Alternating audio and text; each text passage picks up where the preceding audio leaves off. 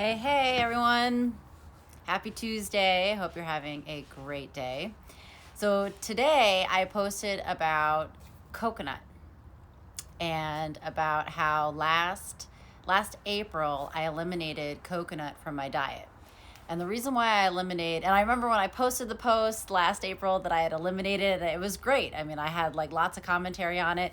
Some people were totally offended by the fact that I eliminated coconut and the things that I said. Uh, they thought it wasn't fair to the coconut, but here's why. So last April I eliminated coconut from my diet because I have a family history of heart disease. So my physician recommended that I focus more, incorporating more unsaturated fats into my diet, and I eliminate saturated fats. And I was eating a lot of coconut. Coconut, even though it is promoted as this super healthy fat, and it's this miracle healthy fat, and it's the ultimate gluten substitute. It's like the gluten-free, like just like almonds are. It is a saturated fat. So I went and I looked in my diet last April, and I was like, oh my gosh, I'm having like coconut milk, and I'm having shredded coconut in my overnight oats, and I was also having like, figgy pop snacks. There's like all these little snacks out there that have added coconut to it too.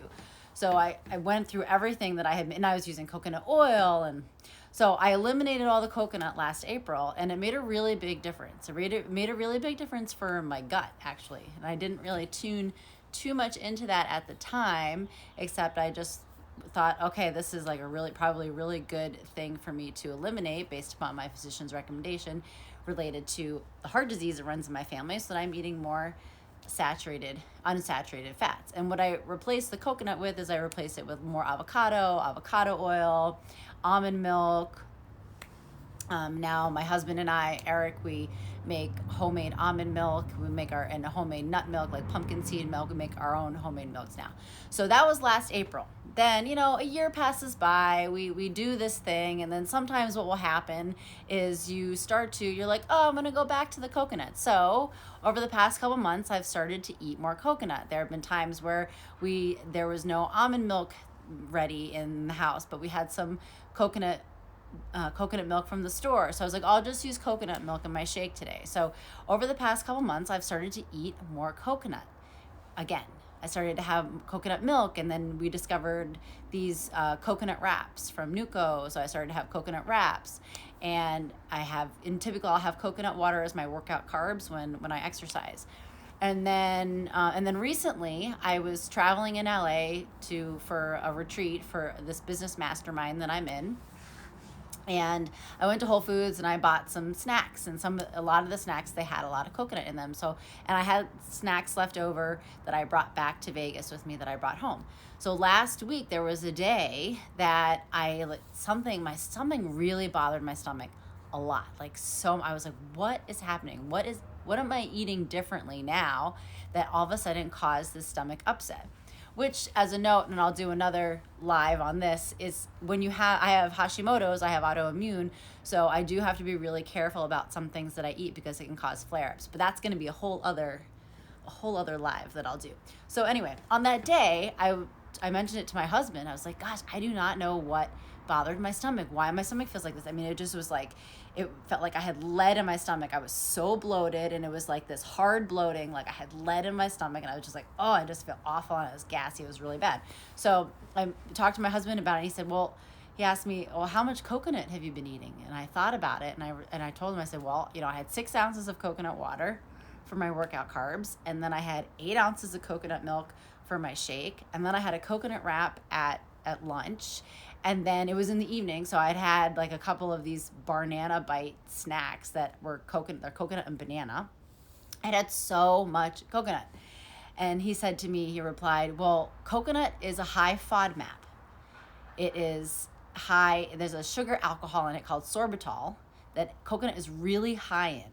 And it's recommended only to have like 3 ounces of coconut milk.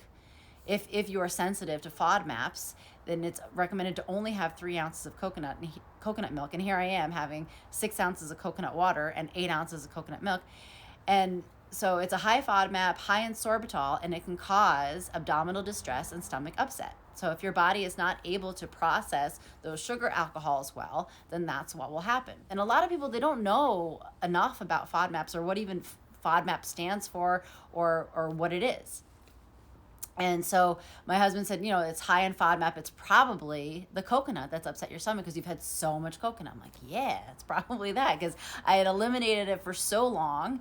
And then just over the past couple months, I started to have more coconut products. And then all of a sudden that one day I was like having so much. And so I eliminated it. And sure enough, like 3 days later, I started to feel better after I had eliminated. So I haven't had any coconut since. And I will probably go back to having something, but I will definitely monitor how much I have when I'm eating coconut, because it upset my stomach a lot.